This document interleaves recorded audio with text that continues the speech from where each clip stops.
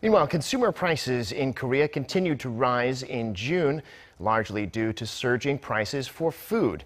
That's because of the prolonged drought that's hit harvests and the bird flu outbreaks that have decimated poultry numbers. Our Oh Soo-young reports.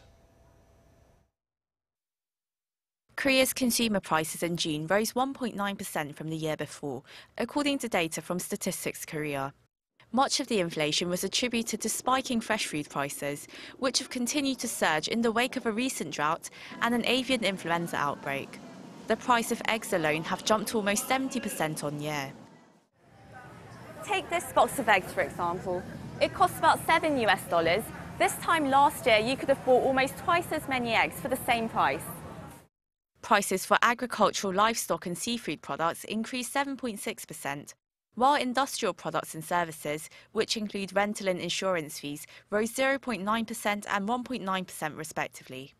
Energy costs fell 1.6% due to a sharp drop in electricity prices.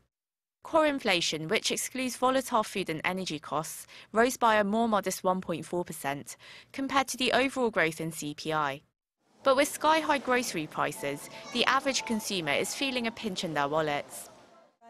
Eggs, tofu, vegetables are all staple foods for the average citizen, and it's very worrying that the prices keep going up. I've noticed the prices of food and amenities keep getting higher, so I'm being forced to cut down on other expenditures. However, experts say this is largely due to a base effect and expectations of new policies from the Moon Jae-in administration, which haven't yet materialized. In fact, the inflation rate for a basket of key consumer goods tallied at 2.5% in June, even higher than the overall inflation. This indicates the average consumer is feeling an even bigger impact than what the CPI growth figure might suggest.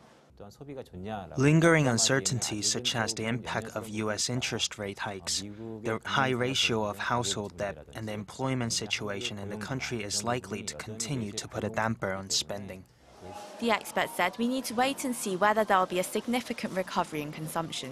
But if the government's supplementary budget proposal to create 110,000 jobs is passed, bolstering income and employment stability, this could provide a much-needed boost to the domestic economy.